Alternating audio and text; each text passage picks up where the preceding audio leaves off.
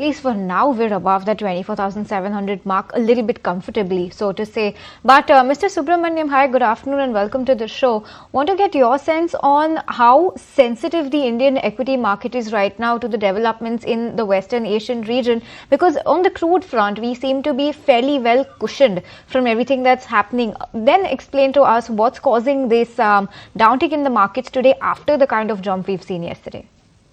No, I think that crude already had its big move. And while you're saying we're cushioned, that is, it's not going from 74 levels to 80, but it still means that 74 is still $10 more than what it was for a pretty long period of time. Crude has been in the mid 60s. So I think a $10 rise in the price on an average does have its impact on GDP, on inflation, fiscal deficit, everything, right? And including the industries which use crude products, all of their costs will go up. So you have paints, you have fertilizers, you have chemicals, you have aviation. So a broad swath of Indian companies do have crude as an intermediate. So I think to that extent, you will see the impact of crude continue to be worrisome from a hedge fund and short-term FII flow perspective, right? So I think they would rather wait and see which way this goes, because the point is that Iran, right, if it's being pushed into a corner, will it do something to do a blockade on the Hormuz Strait? I think that's the biggest risk that was factoring, because about a third of the world's oil comes through the strait.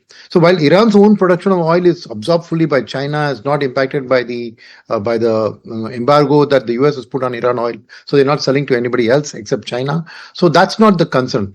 The concern is about Iran retaliating by doing a blockade or threatening to bomb the ships, tankers which go through the Hormuz Strait, number one.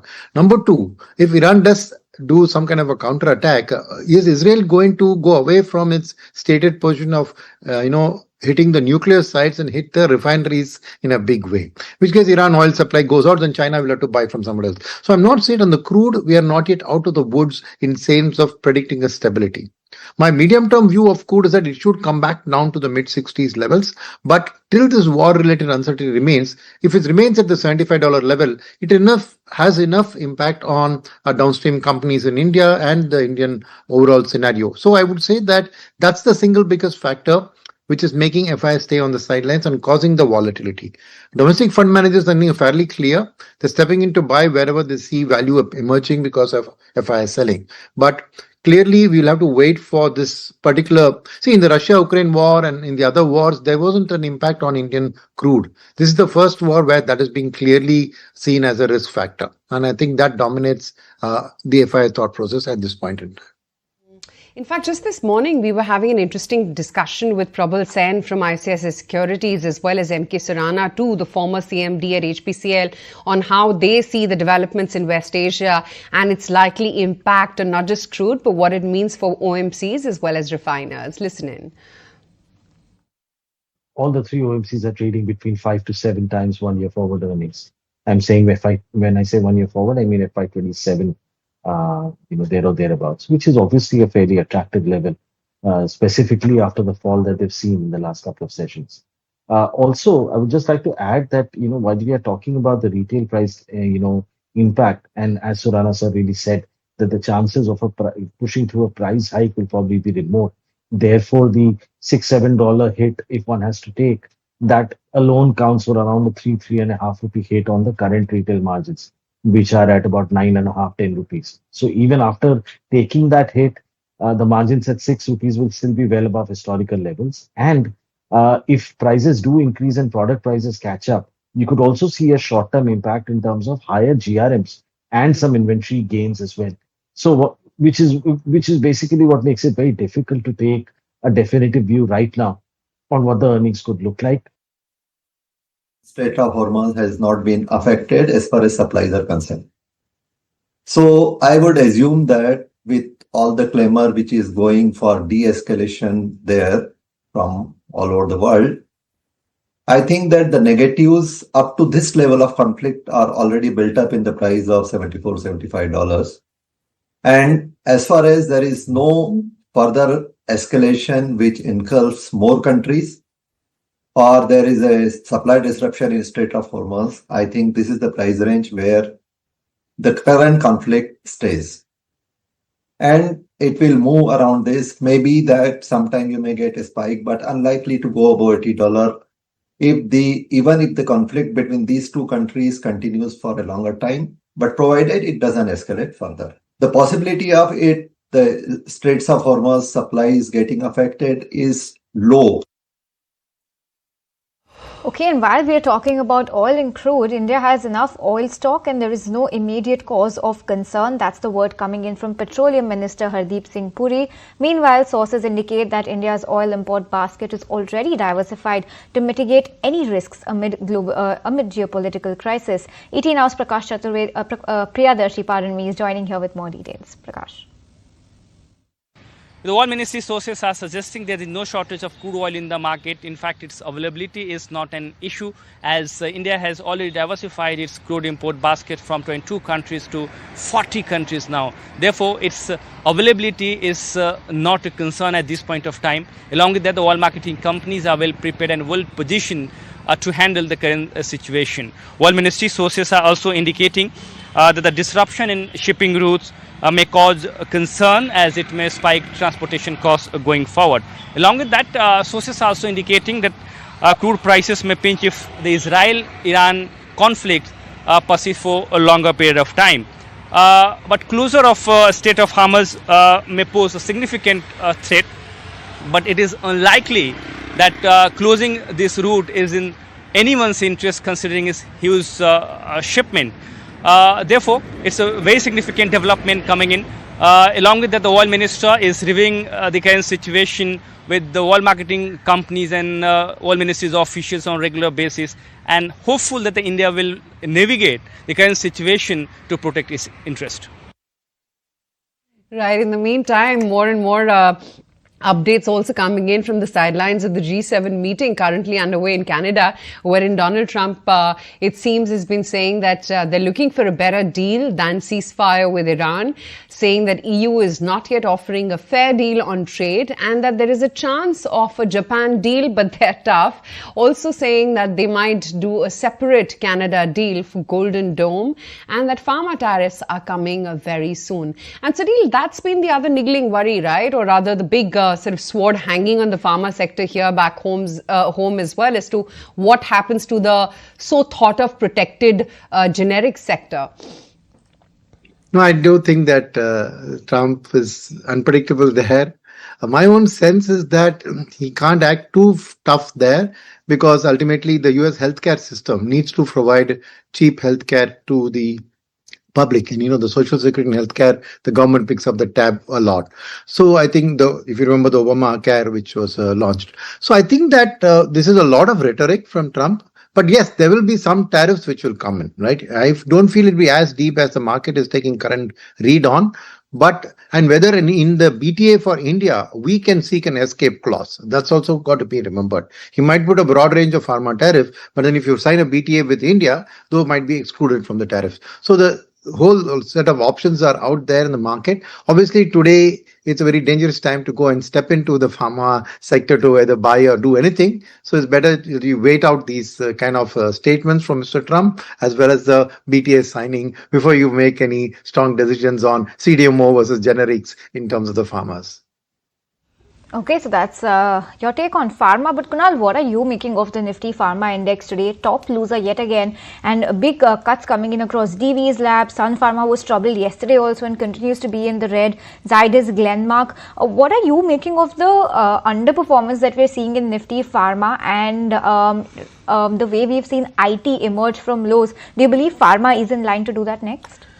I think it'll take some time, Sneha, because looking at the charts, the last 2-3 months of price action for pharma index, it's been a very slow, steady and a gradual uptick for pharma index as such. For example, in the month of March, the high for the pharma index was around 21,800 mark.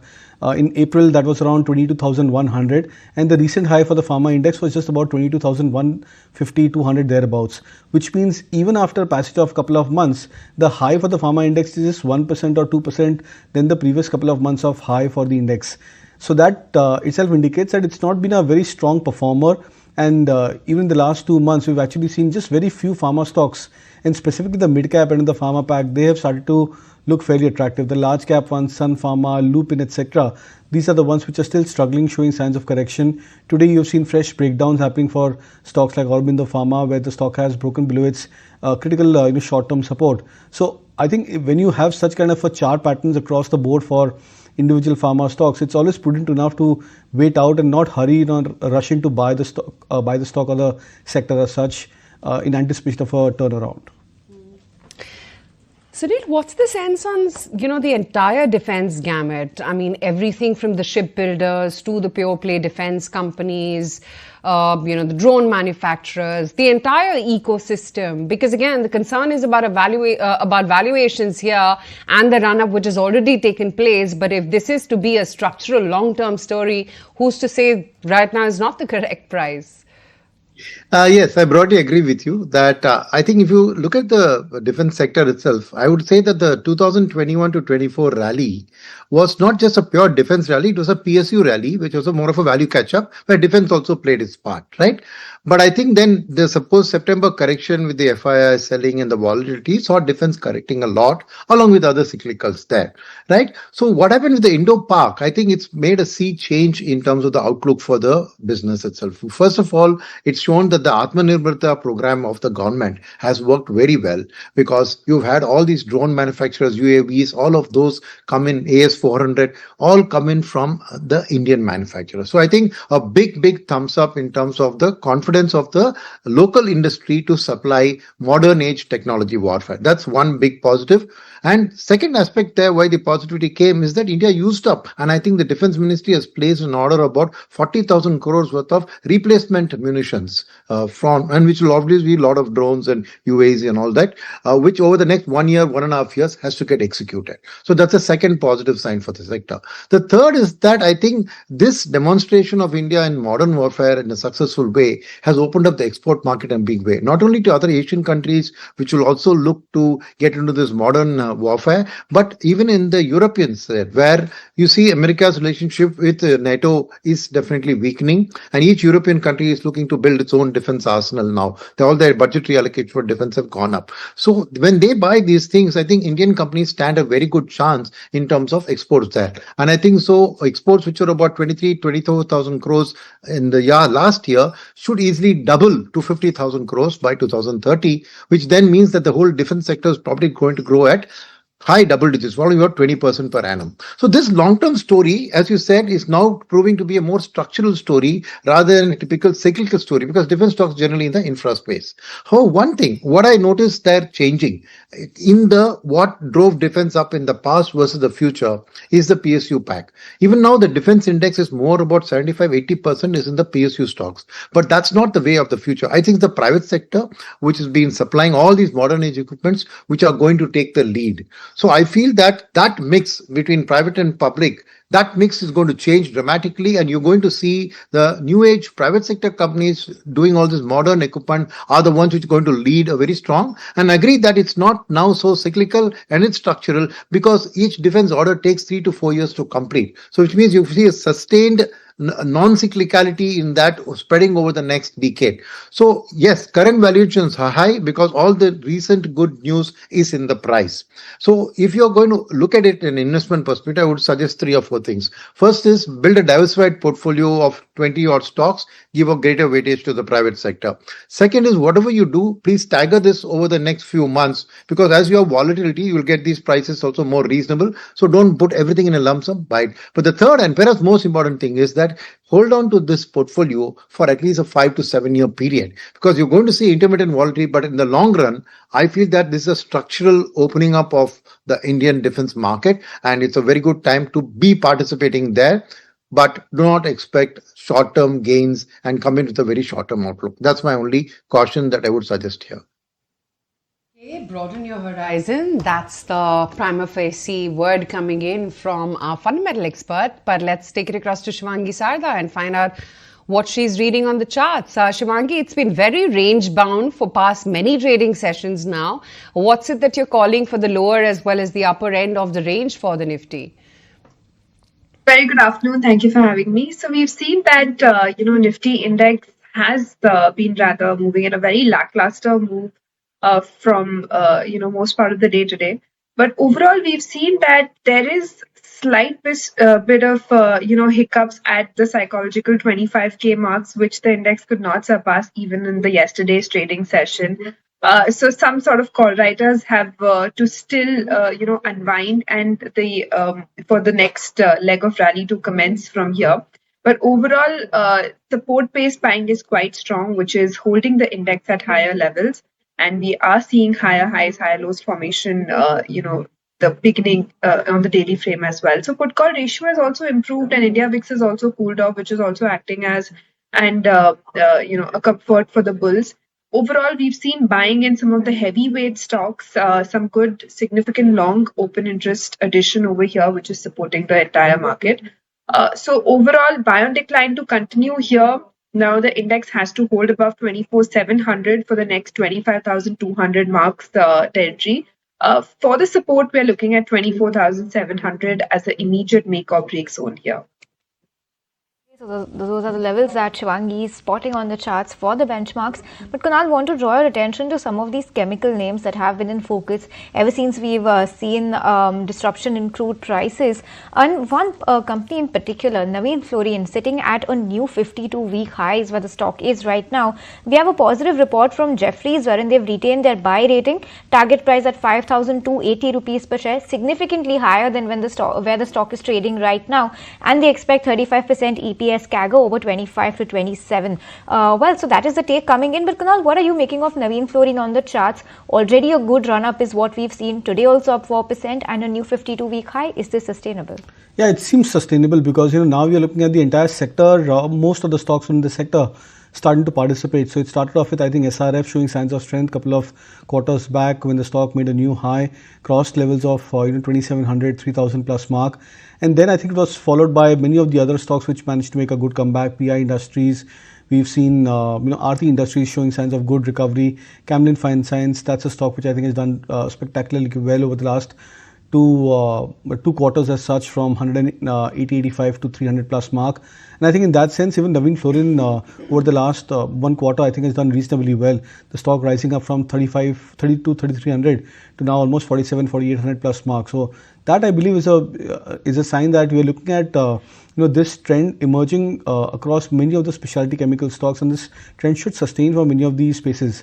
Now the question over here which happens idly is that when stocks make a fresh high for themselves, whether it's fresh 52-week high or lifetime highs, traders, they generally try and try to book profits. But in these kind of scenarios, it's always prudent to try and maybe add or build positions more into these names, because eventually the ones which have shown signs of strength and the ones which are leader in terms of price performance, they are the ones which continue to move up higher. So bullish on Navin Fluorine, SRF and many of the other specialty chemical names.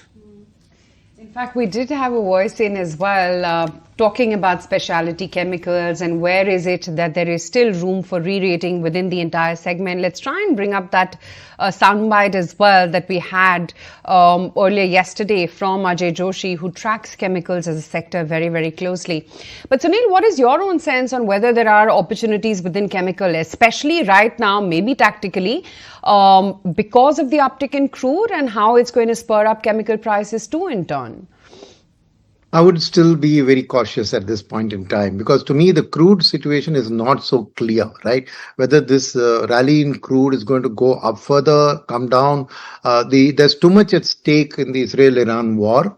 Like I said, first is an Israel attack on the refinery itself, or a Hormuz Strait blockade by Iran. There's too much uncertainty to really do a tactical play at this point of time on the chemical space. So I would say wait for this geopolitics to play out and then take a call. I would not hazard venture at this point into that, because of this.